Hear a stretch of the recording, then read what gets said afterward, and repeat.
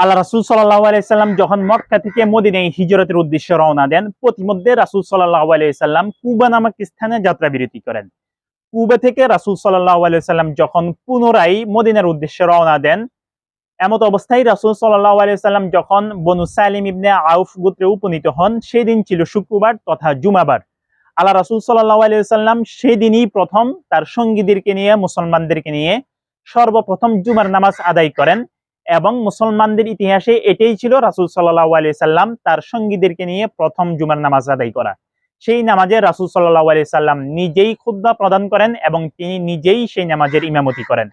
জুমার দিনের অনেকগুলো ফজিলত রয়েছে। আল্লাহ রাসূল সাল্লাল্লাহু আলাইহি সাল্লাম বলেন, যে ব্যক্তি জুমার দিন গোসল করে উত্তম রূপে পবিত্রতা অর্জন করবে, অতঃপর সে ব্যক্তি মসজিদে গমন করবে, ইমামের সামনে গিয়ে নীরবে বসে খুতবা শ্রবণ করবে, আল্লাহ তাআলা সেই ব্যক্তির পূর্ব জুমা থেকে এই জুমা পর্যন্ত এবং অতিরিক্ত আরো ৩ দিনের গুনাহ আল্লাহ তাআলা ক্ষমা করে দেন।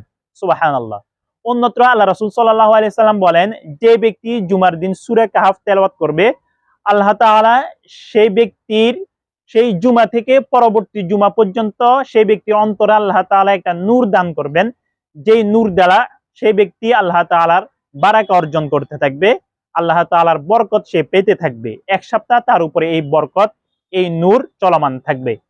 অন্যত্র রাসূল সাল্লাল্লাহু আলাইহি সাল্লাম বলেন, জুমার দিন তোমরা আমার উপর বেশি বেশি দরুদ পাঠ করো, কেননা তোমাদের পাঠকৃত দরুদগুলো জুমার দিন আমার উপর প্রেরণ করা হয়, আমার উপর পেশ করা হয়। এজন্য তোমরা জুমার দিন অবশ্যই বেশি বেশি দরুদ পাঠ করবে।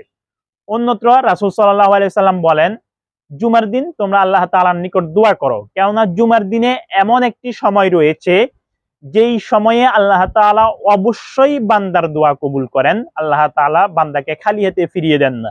এই জন্য জুমার দিন যদি তোমরা আল্লাহ তাআলার নিকট দোয়া করো, তাহলে আল্লাহ তাআলা অবশ্যই তোমাদের দোয়া কবুল করবেন।